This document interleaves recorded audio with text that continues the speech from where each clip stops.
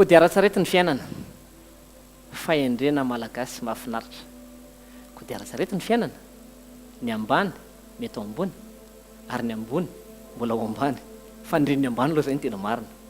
Raha mijery eto amin'ilay saretytsika zany dia azontsika tsara mihodina io kodiaran-tsarety io. Ary mahafinaritra zany.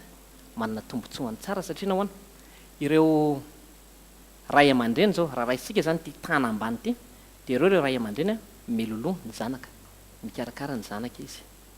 Rehefa mihodina io kodiaran-tsarety io dia ny zanaka indray no hahay manao valobabena miloloha ireo ray aman-dreny rehefa reraka izy avy eo dia mihodinao isika rehetra ary misy tombotsoany be ny hoe kodiaran-tsarety ny fiainana.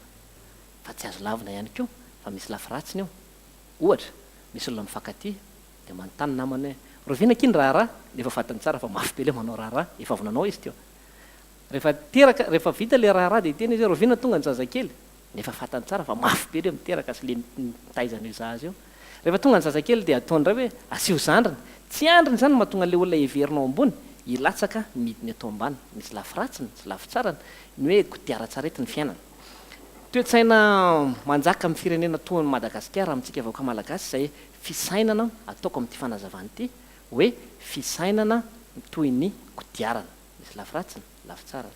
Fa misy fomba fijery ny fiainana sy fijery ny fisaina hafa mihitsy izay somary manjaka amin'ny tandrefana ambarantsika hoe vazaha matetika dia ny mijery ny fiainana toy ny lalana iray lavalava.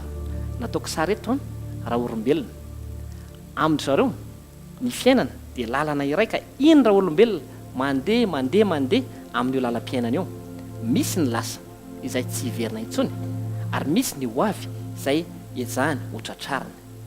Amin'io izy mandeha io dia manenjika mifaingana trano ary misy ny tombotsoa satria manomana ny toe-karena izay ny tena fototra zay ampanankarena. Ny herin'ny rehetra dia ataony ananany arena ara-bola. Manenjika izy manenjika ary mifaingana ary mbola tsy naheno hoe tonga tany amin'ilay hoavy tena irena zareo tandrefana fa manenjika foana. Io fiainana io zany dia mifantoka amin'ny hoavy sy ny toe-karena. Ny fisainana malagasy indray amin'ny ankapobeny na dia tsy fantatsika loatra na tsy andefasantsika saina dia mifantoka amin'ny lasa sy amin'ny fiarahamonina. Rehefa manambola sy manam-potoana raha malagasy dia miezaka izy hanamafy ny fihavanana. Manao fety izy, miara-mikorana man'olona izy satria manamafy ilay boribory antoky ny hoaviny. Eo indrindra ny mahatonga ilay teny malagasy manao hoe taloha satria ity ilay olombelona raha malagasy zany rehefa mijoro izy dia mihodina io kodiaran-tsarety io manao toy izao mahagaga ohatrany hoe miemotra satria ny zavatra hoavy amintsika malagasy dia ambarantsika hoe any aoriana. Mbola any aoriana be any dia mieritreritra ianao hoe miemotra ve tsika? Tsia, ny malagasy dia tsy miemotra, tsy mihazakazaka toy ilay tandrefana teo izy fa mijoro izy fa ny fotoana no mihetsika aminy zay le boribory. Ka rehefa misy zavatra hoavy dia ambarany hoe any aoriana ary rehefa misy zavatra lasa dia ambarany hoe teo aloha satria hitany eo aloha iny manalavitra azy moramora mandra-piveriny efa ao an-damosiny indray. Le olona ao anatin'ny fisainana boribory zany dia le olona manao hoe tratry ny taona satria ny taona nanantona azy ary le olona ao anatin'le fisainana lavalava no manao hoe nahatratry ny taona satria izy nanenjika ilay zavatra tiano atao. Ny amin'ilay maha-kodiaran-tsarety ny fiainana ary afatra ampitain'ity tantara ity tiako hisainanao dia hoe ianao ve kodiaran-tsarety mandroso sa kodiaran-tsarety mihodina eo am-pitoerana eo tsy mandroso sa kodiaran-tsarety miemotra. Anome ohatra ny hodikodina ny fotoana mandalo ny fahavaratra tonga ny fararano andalovan'ny ririnina miverina ny lohataona miverimberina eo izavatra rehetrarehetra eo. Fahavaratra isika ohatra raha tamin'ny 10 taona lasa ny roapotaka ianao teo an-tokotaninao, tamin'ny 5 taona lasa mbola miroapotaka ianao eo an-tokotaninao, raha androany mbola miroapotaka ianao eo an-tokotaninao dia hoe leo kodiaran-tsarety tokoa ny fiainanao miverimberina ny fahavaratra fa tsy mihetsika ianao fa eo amin'ny toerana iray foana.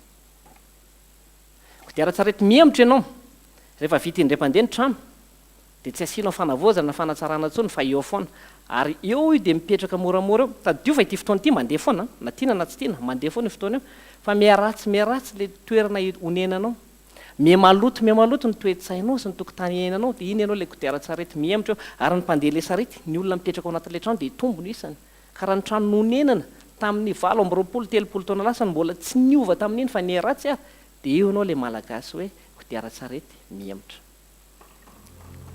azo atao tsara nefa ary izay ny afatra mitaiko aminao ry malagasy vanona ny anananao kodiaran-tsarety mandroso mahafantatra malagasy vanona maro na hay sady ny tanany mahamalagasy manaja ny fiarahamonina no niezaka nandroso manaraka ny fotoana firifiry ireo tranondrazana hita fa navozina firifiry ireo kitany gasikara izay hita fa sady ny tanany mahamalagasy azy no nahay ny fandray tamin'ny fandrosoana atsipy ny tady ny tandroko ny omby atsipy ny teny any am-ponao mahalala